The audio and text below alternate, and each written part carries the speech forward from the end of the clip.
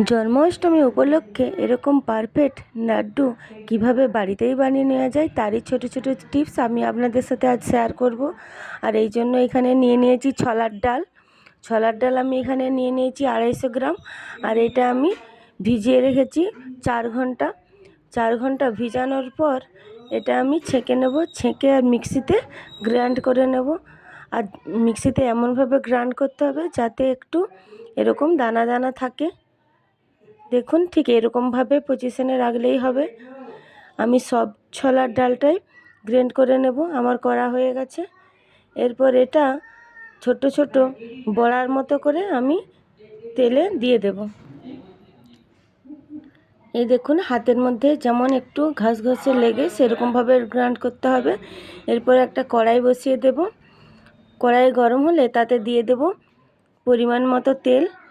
তেল দিয়ে তেলটা গরম হলে আমি ওই ছোলার ডালটাকে ছোট ছোট বড়া বড়া করে একটু ভেজে নেব।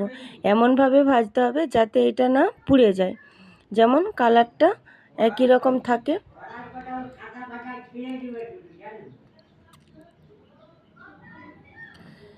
যখন এইরকম পজিশনে চলে আসবে তখন এগুলোকে উল্টে দিতে হবে। মিনিট 2 থেকে 3 মিনিট ধরে এটাকে ভেজে নিতে হবে।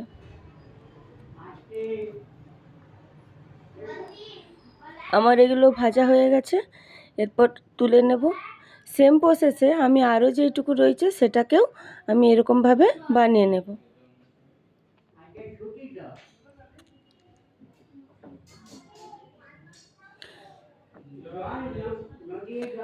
আমার সব বড়াগুলো ভাজা হয়ে গেছে। এরপর এগুলো কিছুক্ষণ ঠান্ডা হতে দেব। ঠান্ডা হয়ে এলে মিক্সারের মধ্যে নিয়ে নেব। মিক্সারের মধ্যে আমি এরকম টুকরো টুকরো করে নিয়ে নেব, দিয়ে আবারও এটাকে গ্রাইন্ড করে নেব। এতে জল টল কিছু দেবেন না, শুধু এমনি গ্রাইন্ড করে নিতে হবে। আমি মিক্সারের মধ্যে এগুলো নিয়ে নিয়েছি, এবারে গ্রাইন্ড করে নেব। দেখুন এরকম হয়েছে। গ্রাইন্ড করার পর এগুলো কীরকম দানা দানা হয়েছে দেখুন,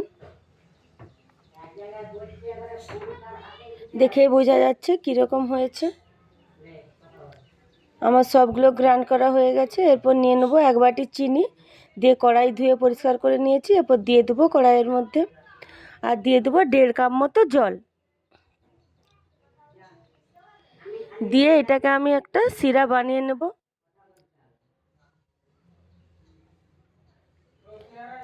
আমি চিনি নিয়েছি 1 বাটি আর জল নিয়েছি 1.5 কাপ মতো।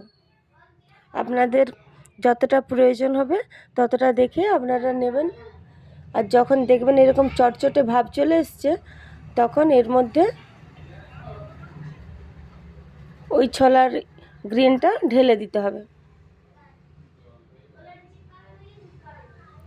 একটু আমার বাকি আছে। এরপর এর মধ্যে দিয়ে দেবো এলাচির গুঁড়ো। এলাচের গুঁড়ো দিয়ে আমি আরেকটু নেড়ে নেবো, আর দিয়ে দেবো সামান্য ফুড কালার। এটা আমি জাফরান কালার ইউজ করেছি। এবারে আমার এটা হয়ে গেছে। এরপর এর মধ্যে দিয়ে দেবো ছোলার যে মিক্সচারটা আমি রেখেছি ওইটা দিয়ে দেব।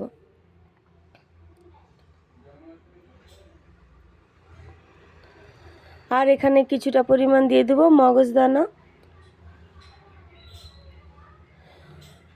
এবারে ছোলার ডালের মিশ্রণটা দিয়ে আমি এটা ভালোভাবে নেড়ে নেব। 1 মিনিট মতো নাড়লেই হবে। যেহেতু এইটা আমার ভাজা ছিল আগের থেকে, তাই এইটা বানাতে বেশিক্ষণ টাইম লাগবে না।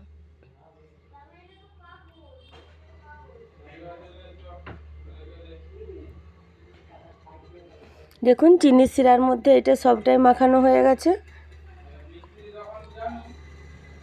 এরপর নামিয়ে নিতে হবে। নামিয়ে নিয়ে এবারে হাতের মধ্যে নিয়ে নেব সামান্য ঘি। এবারে ঘি নিয়ে আমি এরকম ছোট ছোট লাড্ডু বানিয়ে নেব। আপনারা আপনাদের প্রয়োজন মতন শেপ দেবেন। আমি একটা একটু ছোট রকম সাইজ করেছি। দেখুন ঠিক এরকম গোল গোল করে বানিয়ে নিতে হবে। আমি সবগুলোই বানিয়ে নেব। আমার সবগুলো বানানো হয়ে গেছে। দেখুন জন্মাষ্টমী উপলক্ষে এরকম একটা লাড্ডু আপনাদের বানাতে কেমন লাগলো অবশ্যই কমেন্ট করে জানিও। আর রেসিপিটি যদি আপনাদের ভালো লেগে থাকে তাহলে অবশ্যই লাইক, কমেন্ট ও শেয়ার করে দেবেন। আর যারা নতুন আছেন তারা চ্যানেলটি সাবস্ক্রাইব করে দেবেন।